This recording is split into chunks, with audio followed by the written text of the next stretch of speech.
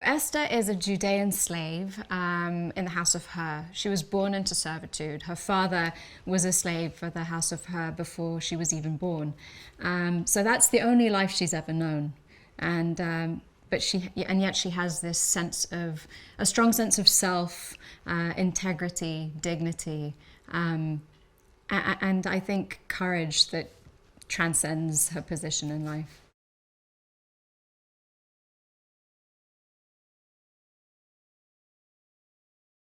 Masala is a Roman, and he's brought in as a child and really raised with the Hurs.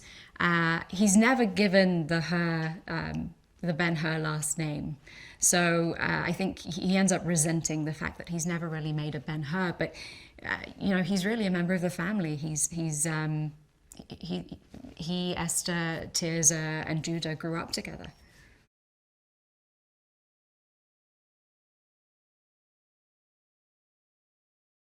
When he comes back and finds her, he is a changed man. He's filled with this intense desire for revenge, and it's all aimed at Masala, his one-time brother and best friend.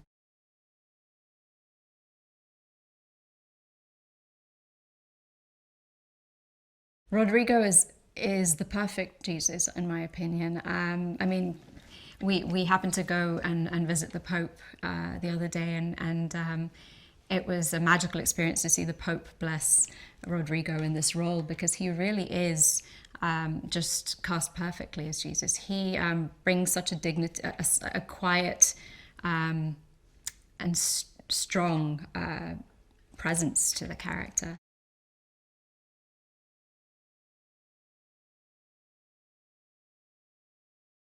He really brings Masala to life in a way that I don't think anybody else can. And their relationship, I've watched them work together, Toby and Jack, and they have such incredible chemistry as friends and brothers and then enemies. It's just magical to watch them work together.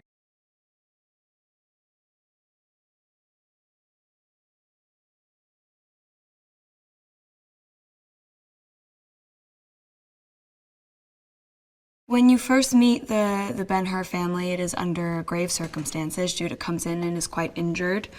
And I think you immediately get a sense of who's the boss, which is Naomi. There is no man of the family in the sense that our father is no longer with us. And so she is the mom, she is the dad, she is the caregiver.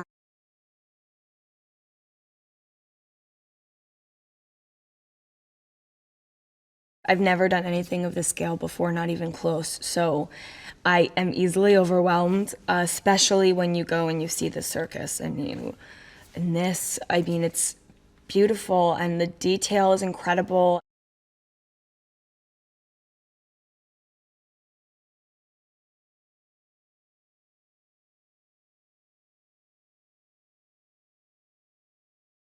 First of all, Naomi is the mother. She's the mother of Judah, she's the mother of Tirzah, and she's the adopting mother to Masala, which is, to me, the core of her part, because she's kind of a single mother. She really tries her best to hold on to the family the way she thinks it should be.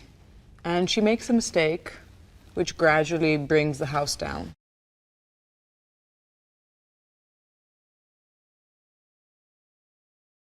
We hopped on a Skype conversation. We spoke for an hour and a half the first time we ever talked, and we talked about everything. Women's roles in movies and writing and drama and genres and camera, everything. And I realized it would be really creative working with him, and I was not wrong. Because he can come up with an idea, the next day you have to learn to ride a horse. Or I can come with an idea and the next day he goes, yeah, go for it, and I learn to play a harp. This is how he works, and it's really creative, and I think what it does for this kind of movie is that it brings a lot of data in. So it's not just one linear story about a hero. It's really a story about a time and people coming together and going all intertwined with that one character, and I think that's going to be different from anything else that you've seen.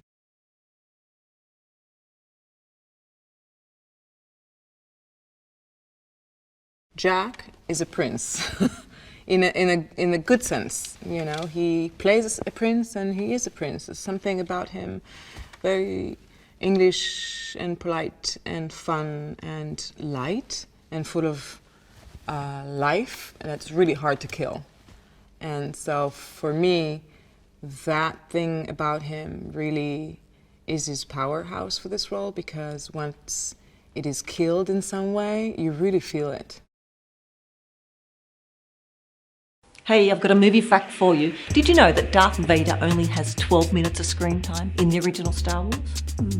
For this and more movie facts, click on more videos. Or for more trailers, click on the playlist.